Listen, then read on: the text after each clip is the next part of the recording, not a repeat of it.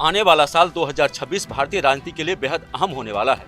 वजह सिर्फ विधानसभा चुनाव नहीं है, बल्कि संसद के ऊपरी सदन राज्यसभा में होने वाला बड़ा बदलाव है। अगले साल देश की राजनीति सिर्फ राज्यों तक सीमित नहीं रहेगी, बल्कि उसका असर सीधे संसद की ताकत तक दिखाई देगा। अप्रैल से लेकर नवंबर तक राज्यसभा की करीब 75 सीटें खाली होगी। इन सीटों पर होने वाले चुनाव यह तय करेंगे कि आने वाले वर्षों में सरकार का लेजिस्लेटिव एजेंडा कितना आसान होगा और कितना मुश्किल। यही वजह है कि सभी राजनीतिक दल 2026 को रणनीतिक साल मानकर चल रहे हैं। 2026 में पश्चिम बंगाल, केरल, तमिलनाडु और असम में विधानसभा चुनाव होने हैं। इन राज्यों के नतीजों का सीधा असर राज्यसभा की सीटों पर पड़ेगा। साथ ही बिहार, उत्तर प्रदेश, महाराष्ट्र, झारखंड, आंध्र प्रदेश, तेलंगाना, पश्चिम बंगाल और तमिलनाडु समेत कई राज्यों की राज्यसभा सीटें खाली होने जा रही हैं। अप्रैल और जून के बीच और फिर नवंबर में इन सीटों पर चुनाव होंगे। खास बात यह है कि उत्तर प्रदेश की 10 और बिहार की 5 सीटें इस दौरान खाली होंगी। यही दो राज्य राज्यसभा के एक समीकरण को पूरी तरह बदलने की क्षमता रखते हैं। 2026 का राज्यसभा चुनाव इसलिए भी खास है क्योंकि कई बड़े दिग्गज नेताओं का कार्यकाल इसी दौरान खत्म हो रहा है। कांग्रेस अध्यक्ष मल्लिकार्जुन खड़गे, पूर्व प्रधानमंत्री एच.डी. देवगौड़ा, दिग्विजय सिंह, शरद पवार जैसे वरिष्ठ नेताओं का भविष्य दांव पर है।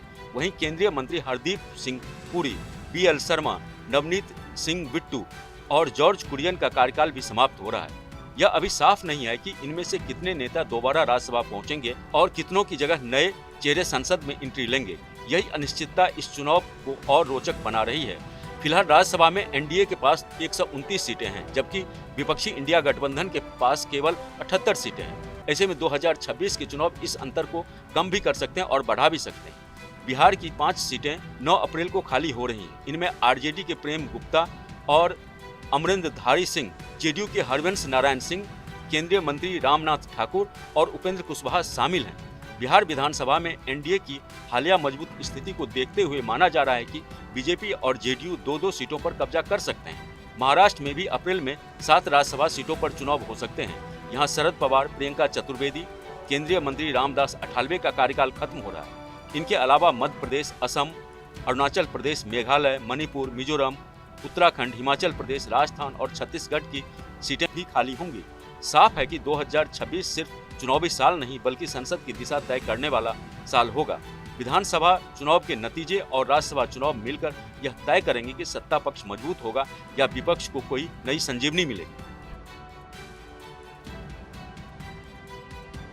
आपके मोबाइल पर तुरंत आएगी ब्रेकिंग न्यूज। स्क्रीन पर सबसे पहले दिखेगी बड़ी खबर।